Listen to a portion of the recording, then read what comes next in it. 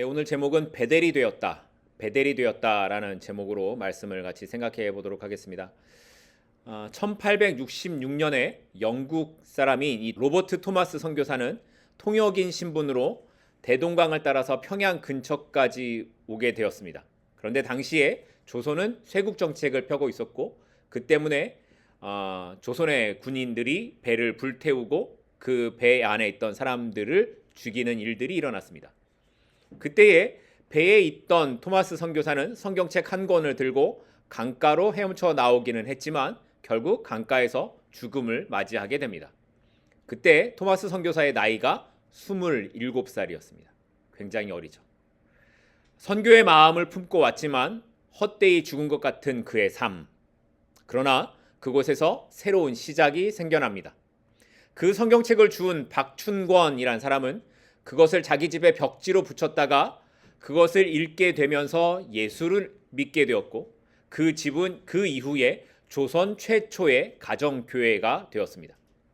그리고 그로부터 40년이 지난 1907년 평양은 동방의 예루살렘이라고 불릴 만큼 복음의 중심지가 되었고 한국 기독교 역사상 가장 큰 부흥운동인 평양 대부흥이 그곳에서 일어나게 됩니다. 토마스 선교사의 죽음은 강가에서 죽는 것으로 끝이 아니었습니다. 모든 것이 불타 없어지고 아무것도 기억되지 않을 것 같은 그의 죽음이었지만 하나님의 일하심이 바로 그곳에서부터 시작되었던 겁니다. 죽음의 자리에서 신앙의 꽃이 피고 닫혀서 열릴 것 같지 않던 조선에 복음의 부흥이 일어나게 된 건 여전히 하나님께서 그 가운데 일하셨기 때문이었습니다. 마찬가지로 지금 우리의 현실이 어두운 들판에 혹은 두려움에 혼자서 밤을 보내야 되는 것 같은 상황에 있을 때라도 하나님이 그곳에 함께 하시면 그곳이 새로운 땅, 하나님의 나라가 될 수 있다는 소망이 생기게 되는 겁니다. 바로 오늘 우리가 살펴보게 될 야곱의 삶이 그랬습니다. 지난 27장에서 살펴본 것처럼 야곱은 어머니 리브가의 말을 따라서 형 에서인 것처럼 해서 아버지 이삭을 속이고 축복을 가로채죠. 그런데 그 일로 인해서 어떻게 됩니까? 형 에서에게 죽임당할 처지에 놓이게 되고 말게 됩니다. 결국 리브가는 아들을 잃을 수 없어서 야곱에게 잠시만 외삼촌 라반의 집으로 가 있으라고 말을 하고 남편 이삭에게는 여기 이 땅의 가나안 여인들을 또다시 며느리로 드릴 수 없으니 이 야곱을 라반의 집으로 보내게 하자고 이삭을 설득합니다. 그리고 이 말을 좋게 여긴 이삭은 오늘 본문 1절에 기록된 것처럼 야곱을 라반의 집으로 보내면서 한 가지 중요한 당부를 합니다. 내용이 뭡니까? 여기 가나안 사람 중에서 아내를 삼지 말고 라반의 딸 중에서 아내를 삼으라라는 말이었습니다. 그러면서 야곱에게 축복을 하는데 이런 축복입니다. 아브라함에게 주셨던 복을 너에게도 주기를 원한다라는 내용입니다. 볼까요? 3절과 4절 말씀입니다. 전능하신 하나님이 내게 복을 주시어 내가 생육하고 번성하게 하여 내가 여러 족속을 이루게 하시고 아브라함에게 허락하신 복을 내게 주시되 너와 함께 내 자손에게도 주사 하나님이 아브라함에게 주신 땅 곧 내가 거류하는 땅을 내가 차지하게 하시기를 원하노라. 이삭이 야곱에게 어떤 축복을 하고 있습니까? 아브라함에게 주셨던 그 복을 너에게도 주기를 원한다라고 축복하고 있습니다. 근데 여러분 이 내용이 좀 놀랍게 여겨지지 않습니까? 사실 지금 야곱이 라반의 집으로 도망을 가게 된 이 사건의 발단이 뭔가요? 왜 야곱이 라반의 집으로 도망을 가야만 하는 일이 일어나게 된 겁니까? 27장에 보면 이삭이 하나님의 말씀을 무시하고 하나님의 예언의 말씀을 무시하고 큰아들 에서에게 장자의 축복을 하려고 했다가 일어난 일이라는 겁니다. 이삭이 나이가 들어서 자기가 죽기 전에 아들에게 축복을 하려고 했는데 하나님의 뜻과 반대되게 자기가 좋아했던 에서를 축복하려고 했다가 일이 이렇게 꼬여버린 겁니다. 그런데 오늘 본문인 28장에서 보여지는 이삭의 모습은 27장과는 완전히 달라진 모습을 보여주고 있습니다. 이제는 하나님께서 야곱에게 복을 주실 것을 구하면서 아브라함에게 주셨던 약속, 그리고 자기에게 주셨던 그 하나님의 복을 야곱에게 그대로 축복하고 있다라는 거예요. 말하자면 야곱을 향한 하나님의 뜻을 이제 이삭이 인정하고 받아들이는 거죠. 그리고 그 축복을 이삭이 야곱에게 그대로 하고 있는 겁니다. 그러면 왜 이렇게 이삭이 달라진 걸까요? 왜 27장의 이삭과 28장의 이삭의 모습이 달라진 걸까요? 아마도 27장에 일어난 일들을 통해서 이삭은 더 이상 하나님의 뜻을 자신의 생각대로 바꿀 수 없다라는 걸 이제야 알게 된 것이 아닐까 하는 생각이 들었습니다. 이삭은 더 이상 관습이나 자기의 감정에 따라 에서를 붙잡지 않고 이제는 하나님의 언약대로 야곱을 축복하고 있는 겁니다. 결국에는 하나님의 인도하심에 따라 삶의 모든 방향이 그렇게 가고 있다라는 걸 이삭도 인정할 수밖에 없음을 보여주고 있는 겁니다. 그런데 말씀을 묵상하면서 우리의 모습도 이삭과 크게 다르지 않다라는 걸 보게 됩니다. 우리는 하나님의 뜻이 언제나 선하시고 완전하다고 고백을 하지만 정작 그 뜻에 순종하는 삶을 살아가는 데에는 언제나 시간이 걸립니다. 그것도 아주 많이 걸립니다. 어쩌면 우리의 평생이 그 하나님의 일하심을 인정하는 그 고백의 시간으로 계속 나아가고 있는지도 모르겠습니다. 마치 이삭이 자기 뜻과 자기 생각에 갇혀서 야곱을 축복하기까지 시간이 걸린 것처럼 우리도 우리의 생각과 우리의 삶을 죽이는 그러한 시간을 우리가 살아가고 있지 않는가 하는 생각을 해보게 됩니다. 그러나 중요한 사실은 하나님의 뜻이 우리의 고집보다 훨씬 강하다는 겁니다. 이삭도 리브가도 야곱도 결국에는 하나님의 주권 앞에서 움직이게 된 것처럼 하나님의 뜻은 결국에 우리를 그 하나님의 뜻과 계획 안으로 이끌어 가신다는 겁니다. 그래서 우리가 때로는 돌아가기도 하고 넘어지기도 하고 억지로 끌려가는 것처럼 느껴진다 할지라도 하나님께서는 우리를 향한 하나님의 언약을 반드시 이루어 가신다는 것을 믿으시기 바랍니다. 그러니까 여러분, 고집 부려도 소용없습니다. 우리가 아무리 하나님께로부터 벗어나려고 고집 부려도 소용없습니다. 하나님이 우리를 그 하나님의 계획 안으로 밀어넣기 때문입니다. 자, 그런데 이렇게 이삭이 야곱을 축복하는 과정에 그것을 지켜보는 한 사람의 이야기가 오늘 본문 6절에 이렇게 등장을 합니다. 이걸 지켜보는 한 사람이 나타나 6절입니다. 에서가 본즉 이삭이 야곱을 축복하고 그를 밧단 아람으로 보내어 거기서 아내를 맞이하게 하였고 또 그에게 축복하고 명하기를 너는 가나안 사람의 딸들 중에서 아내를 맞이하지 말라 하였고, 이 장면을 누가 봤어요? 에서가 봐요. 야곱을 축복하고 있는 장면을 에서가 봐요. 그리고 무슨 생각을 했을까요? 부모님이 야곱을 더 사랑하는 이유는 내가 가나안 여인을 맞이했기 때문이구나, 가나안 여인을 아내로 맞이했기 때문이구나 라고 생각을 해요. 그래서 그는 아버지를 기쁘게 하기 위해서 또 다른 아내를 맞이하게 되는데 그 여자는 이스마엘의 딸 마할랏이었습니다. 이스마엘의 딸을 맞이하는 거죠.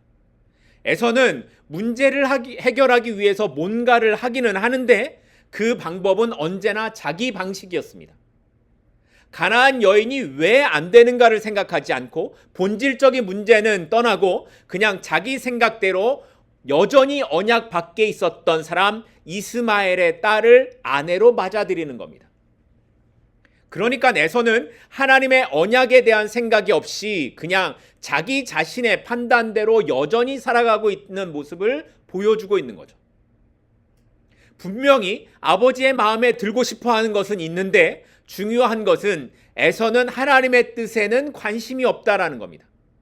하나님의 뜻을 생각하는 것보다 자기 생각과 기준으로 움직이니까 자꾸만 어긋난 삶의 길을 갈 수밖에 없었던 겁니다. 그리고 그 삶의 끝은 언약 밖에 놓인 인생이 되고 마는 것이었습니다. 자, 그러면 야곱은 어떨까요? 야곱은 어떤 삶을 살았을까요?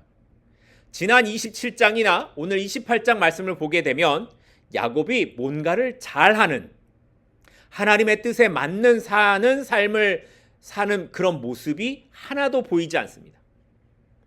그는 아버지를 속이고 형의 것을 가로챈, 그리고 라반에게 가라고 하니까 도망을 가야 하는 그런 약간 수동적인 삶, 자기 이익만 챙기는 삶, 그런 삶의 모습입니다.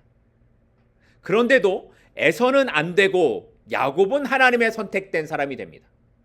야곱이나 에서나 삶의 모습을 보면 별반 다를 게 없는 인생인데도 왜 하나님의 선택은 야곱에게만 있었을까요? 바로 그것이 야곱을 향한 하나님의 무조건적인 은혜이기 때문입니다. 야곱이 나아서가 아니라 하나님께서 그를 택하셨기 때문에 하나님의 은혜가 그에게 있다라는 겁니다. 자, 그런데 여기에서 하나님의 은혜가 야곱에게 있었는데, 그런데 오늘 본문의 모습처럼 야곱이 도망을 나와 라반의 집으로 가는 것이 은혜를 받은 모습처럼 보여지십니까? 하나님의 은혜가 야곱에게 있대요. 그런데 왜 야곱은 도망가야 되는 걸까요? 오히려 뭔가 더 나빠지는 삶의 모습을 보여주고 있지 않습니까?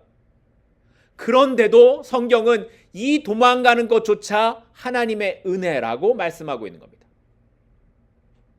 야곱을 선택하신 하나님께서는 그 뜻을 이루기 위해 야곱을 그 뜻 가운데로, 하나님의 계획 가운데로 여전히 계속해서 몰아가고 계시는 겁니다.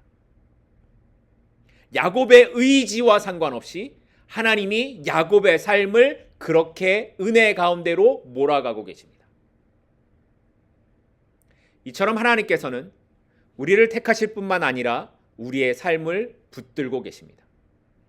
그리고 그 모습은 때로는 우리를 몰아서라도, 흔들어서라도 하나님의 뜻 안으로 이끌어 가기도 하신다는 겁니다. 그러니까 오늘 우리가 그 은혜를 신뢰한다면 비록 불완전한 모습이어도 낙심하지 마시길 바랍니다. 비록 뭔가에 쫓겨가는 것 같고 몰려가는 것 같은 삶이어도 담대하게 오늘 하나님의 은혜를 붙잡고 살아갈 수 있는 우리 모두가 될 수 있기를 간절히 소망합니다. 이렇게 야곱은 자신의 평생 동안 살아왔던 가족을 떠나 홀로 먼 길을 떠나가게 됩니다. 그동안 자신의 울타리가 되어주었던 아버지와 어머니를 떠나 이제는 혼자서 길을 가야만 하는 상황에 놓이게 되는 겁니다. 오늘 본문 10절을 보게 되면 야곱이 부엘세바에서 떠나 하란으로 갔다라고 하는데, 이 거리가 대략 600마일 정도가 된다고 합니다. 그리고 이 정도 거리를 나귀를 타고 간다고 하면 대략 30일 정도를 가야 하는 그런 길이라고 합니다. 굉장히 멀죠. 30일을 나귀를 타고 혼자 가야 되는 겁니다. 그러니 가는 길에 무슨 일이 일어난다고 해도 이상할 것이 없는 그런 상황 속으로 야곱이 들어가고 있는 겁니다. 그런데 오늘 본문은 그렇게 암담한 상황에 놓여있던 야곱에게 놀라운 한 가지 일이 일어났음을 보여주고 있습니다. 오늘 본문 12절입니다. 꿈에 본즉 사닥다리가 땅 위에 서 있는데 그 꼭대기가 하늘에 닿았고, 또 본즉 하나님의 사자들이 그 위에서 오르락 내리락 했다라는 거죠. 날이 어두워져서 길에 있던 돌을 베개 삼아 누워 잠을 자고 있는데 꿈속에서 야곱이 사닥다리를 보게 된 겁니다. 그런데 그 사닥다리가 땅에서부터 어디까지 닿았어요? 하늘에까지 닿았고, 하나님의 사자들이 그 위에서 오르락 내리락 하고 있는 것을 봤다라는 거예요. 이게 무슨 말일까요? 땅에서부터 하늘까지 연결되었던 사다리는 단절되어 보이는 이 하늘과 땅을 연결하는 통로를 상징하는 겁니다. 야곱의 삶이 철저하게 단절된 것 같아 보여도 하나님께서는 그 단절된 그의 삶 속에서 하늘의 길을 내고 계신다라는 걸 보여주고 있는 거죠. 하늘은 닫힌 것 같고 그의 삶은 흔들리는 것 같지만 하나님께서는 여전히 야곱을 찾아오시며 그와 함께 하고 계신다라는 걸 꿈을 통해 보여주고 계시는 겁니다. 그리고 이것을 더 정확하게 하기 위하여서 13절부터 15절까지는 명확하게 하나님께서 야곱에게 이렇게 말씀하십니다. 야곱에게 두 가지 약속을 주세요. 첫 번째 약속은 땅에 관한 약속이었습니다. 13절 뒷부분과 14절입니다. 내가 누워있는 땅을 내가 너와 내 자손에게 주리니 내 자손이 땅에 티끌같이 되어 내가 서쪽과 동쪽과 북쪽과 남쪽으로 퍼져나갈지며 땅의 모든 족속이 너와 내 자손으로 말미암아 복을 받으리라. 야곱은 지금 아무것도 없는 도망자 신세였지만 하나님께서 주시는 약속이 뭐였습니까? 내가 누워있는 이 땅을 너와 내 자손에게 줄 것이고 내 자손이 티끌처럼 많아질 것이고 너로 인해 땅의 모든 족속이 복을 받게 될 것이다 라는 거였습니다. 근데 여러분이 야곱이라면 이 말씀이 믿어지시겠습니까? 야곱은 지금 겨우 자기 생명을 지키기 위해 도망가고 있는 상황입니다. 야곱이 결혼했나요? 결혼도 안 했습니다. 그런데 그런 야곱에게 하나님이 이 땅을 주고 무수히 많은 자녀를 주겠다라는 이 말씀을 야곱이 어떻게 믿을 수 있을까요? 지금 현실적인 상황으로 볼 때에 이 말씀은 너무나도 현실 가능성이 없는 말씀입니다. 그럼에도 야곱이 이 말씀을 믿을 수 있는 이유를 하나님이 그 이후에 15절에서 이렇게 말씀하십니다. 두 번째 약속인데요. 15절입니다. 내가 너와 함께 있어 내가 어디로 가든지 너를 지키며 너를 이끌어 이 땅으로 돌아오게 할지라. 내가 내게 허락한 것을 다 이루기까지 너를 떠나지 아니하리라. 말하자면 하나님께서 야곱과 함께 하시고 결국에는 이곳으로 돌아오도록 하시겠다라는 약속의 두 번째 말씀을 주시고 있는 겁니다. 그러니까 야곱에게 주신 약속은 사실 현실과 맞지 않는 것 같고 말도 안 되는 것 같은 말씀이지만 하나님께서는 야곱의 현재 상황 때문에 이 약속이 이루어지는 것이 아니라 야곱의 어떤 노력 때문에 이 약속이 이루어지는 것이 아니라 하나님의 신실하심 때문에 하나님의 의지로 그렇게 하실 것이다 라고 말씀하고 있는 겁니다. 나는 이제 혼자라고 생각하면서 어떻게 살지? 라고 두려워하고 있는 야곱에게 하나님께서는 내가 너와 함께 있다고 너를 떠나지 않을 거라고 약속의 말씀을 주십니다. 그리고 그 약속대로 내가 누운 이 땅을 너에게 줄 것이고 너를 통해서 수많은 자손들이 이루어지게 될 것이다 라고 말씀하십니다. 그리고 이 약속의 말씀은 혼자서 광야의 밤을 지새는 야곱에게 무엇보다도 큰 소망이 되었을 겁니다. 여러분에게 있어서 가장 큰 힘은 무엇입니까? 여러분이 삶을 살아가는 데 있어서 가장 큰 힘은 무엇입니까? 바로 하나님께서 나와 함께 하신다는 것입니다. 내가 어디로 가든지 나를 지키고 나를 떠나지 않으신다는 그 말씀보다 더 큰 위로나 소망이 되는 것은 없을 겁니다. 그리고 그 삶을 현실에서 살아가는 성도의 삶이란 성도의 모습은 그렇게 혼자서 광야의 밤을 새우는 사람들 옆에 다가가 하나님의 약속처럼 함께 있어 주는 것입니다. 말없이 곁을 지키며 그들에게도 하나님께서 함께 하신다는 것을 삶으로 보여주는 것이야말로 성도가 살아가는 신앙의 삶이라고 할 수 있을 겁니다. 그런데 오늘날 교회와 그리스도인들이 욕을 참 많이 먹습니다. 왜 욕을 먹을까요? 그렇게 어려운 사람보다 힘 있는 사람 옆에만 있으려고 하기 때문이라는 겁니다.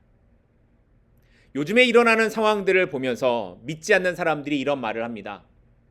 목사님들은 권력을 가진 사람들 옆에만 있습니다. 목사님들은 돈이 많고 힘 있는 사람들 옆에만 있습니다. 목사님들은 그런 사람들을 좋아하고 그런 사람들을 위해서 기도합니다. 그런데 왜 목사님들의 기도는 연약하고 힘이 없는 사람들을 위해서는 하지 않는가라는 질문을 하고 있다라는 겁니다. 우리가 힘 있고 권력을 가진 사람들을 위해서 기도할 수 있습니다. 얼마든지. 하지만 그것보다 더 우선돼야 되는 건 그 힘 있는 사람들보다 연약하고 힘없는 사람들을 위해서 함께하고 기도해야 된다라는 겁니다. 그럼에도 오늘날 많은 목사님들의 자랑은 뭡니까? 교회가 얼마나 크고 우리 교회에 어떤 사람이 다니고 나는 대통령한테도 안수하는 사람이야 라는 이런 말들입니다. 이건 안 되는 겁니다. 한 사람, 힘없고 아무도 알아주지 않는 한 사람을 위해 기도하고 그의 옆에 있어주는 사람이 바로 성도의 삶입니다. 그리고 그 한 사람이 나를 통해서 하나님께서 함께 하심을 알 수만 있다면 그것이 바로 우리가 이 땅에서 살아가는 사명을 감당하는 복된 삶이라고 할 수 있을 겁니다. 여러분의 사명을 너무 거창한 데서 찾으려고 하지 마십시오.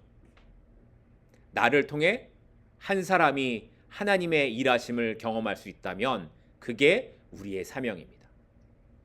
바라기는 오늘 우리를 통해 한 사람이 세워지고 나의 삶이 누군가에게 사닥다리가 되어 하늘의 은혜를 경험케 되는 그런 축복의 통로가 될 수 있기를 간절히 소망합니다. 이렇게 꿈에서 하나님의 말씀을 듣게 된 야곱이 이제 꿈에서 깨어나게 되자 그럼 어떤 삶의 모습을 보였을까? 오늘 본문 16절은 이렇게 말씀합니다. 야곱이 잠이 깨어 이르되 여호와께서 과연 여기 계시거늘 내가 알지 못하였도다. 야곱은 자신이 잠들었던 곳이 평범한 들판이 아니라 하나님의 인재가 있는 거룩한 곳이라는 걸 이제야 깨닫게 됩니다. 그래서 이곳은 하나님의 집이고 하나님의 문이라고 고백하는 겁니다. 그리고 아침이 되자 야곱은 자신이 베개로 삼았던 돌을 그곳에 세우고 거기에 기름을 부은 후에 그곳 이름을 하나님의 집이라는 뜻으로 베델이라고 불렀습니다. 베델. 그런데 여러분, 지금 야곱이 하나님께서 여기 계신다라고 고백했던 그곳이 어떤 곳입니까? 거기에 뭔가 야곱이 제단을 쌓고 거기서 야곱이 밤새도록 하나님을 찾고 부르짖었던 그런 자리였습니까? 그렇지 않습니다. 자신의 생각대로 살다가 결국에 집에서 도망 나와서 들판에 아무도 없는 들판에 혼자 무서워서 두려움에 잠을 자야만 했던 그냥 그런 곳입니다. 그런데 바로 그곳에 누가 계신다고요? 하나님이 계셨다는 겁니다. 야곱이 하나님을 찾지 않았음에도 하나님께서 그를 찾아오셨습니다. 그의 삶이 가장 비참하고 낮아진 순간에 하나님께서 야곱을 찾아오셨습니다. 그리고 그의 입을 통해 그가 스스로 고백하기를 이곳에서 하나님이 계셨구나. 이곳이 하나님의 집이구나. 이곳에서 내가 하나님을 만났구나를 고백하도록 하신다는 겁니다. 우리의 삶도 그렇다는 겁니다. 하나님을 경험하는 건 교회일까요? 아니요, 교회가 아닐 수도 있습니다. 하나님을 만나는 자리는 예배의 자리일까요? 아니요, 그렇지 않을 수도 있습니다. 하나님께서는 언제 어떤 순간에도 우리를 찾아오십니다. 특히 나의 삶이 무너지고 내가 혼자 들판에 있는 것 같은 그때에 하나님께서 우리를 찾아와 말씀하시는 겁니다. 내가 여기 너와 함께 있다고. 아무것도 없어도, 네가 아무것도 가진 것이 없어도 내가 너와 함께 있다고 말씀하십니다. 그런데 문제는 뭐냐면 하나님은 여전히 나와 함께 하심에도 불구하고 우리가 그 하나님을 알지 못한다는 것뿐입니다.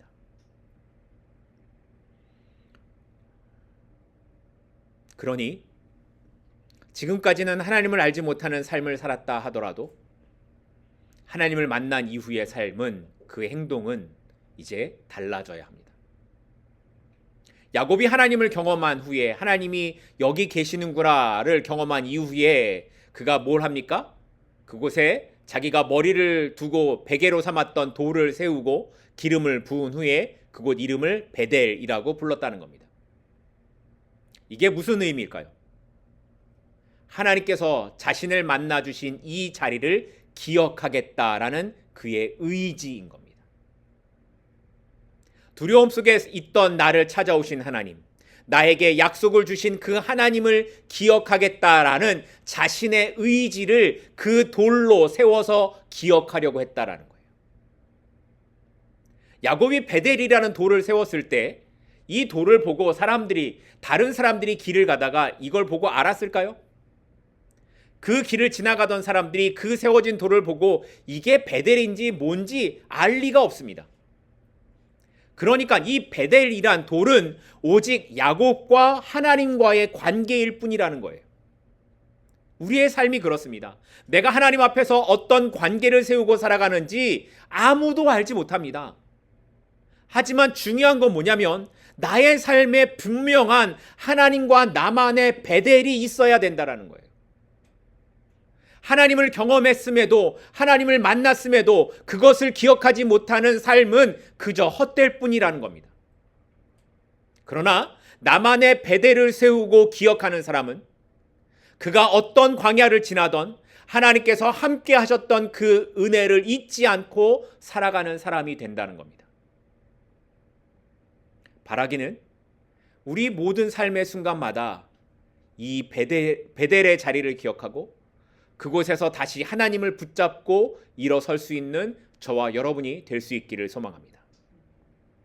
그리고 이렇게 베델을 세우고 그곳을 기억하겠다라고 다짐한다면 야곱처럼 이런 고백도 나와야 되지 않을까 생각합니다. 오늘 본문 20절, 21절입니다. 야곱이 서원하여 이르되 하나님이 나와 함께 계셔서 내가 가는 이 길에서 나를 지키시고 먹을 떡과 입을 옷을 주시어 내가 평안히 아버지 집으로 돌아오게 하시오면 여호와께서 나의 하나님이 되실 것이다. 지금까지 자기 인생의 주인은 자기 자신이 되어서 자기 생각대로 살아온 야곱이 베델에서 하나님을 만나게 되자 정말 하나님이 그 약속대로 나를 지켜서 이곳으로 돌아오게 하신다면 여호와께서는 나의 하나님이 되실 것이고 나는 이것을 하나님의 집으로 구별하여서 내게 주신 모든 것에서 10분의 1을 하나님께 드리겠습니다 라고 서원을 하는 겁니다. 물론 이런 야곱의 서원이 마치 하나님께 조건을 걸고 흥정하는 것처럼 보일 수도 있을 겁니다.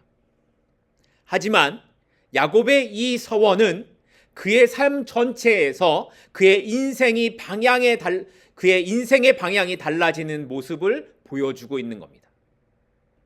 지금까지 야곱은 하나님 그러면 그저 나의 할아버지가, 나의 아버지가, 나의 조상들이 섬기는 신 정도로만 생각을 했을 겁니다. 그런데 그 하나님이 지금 자신의 하나님, 야곱의 하나님으로 들어온 겁니다.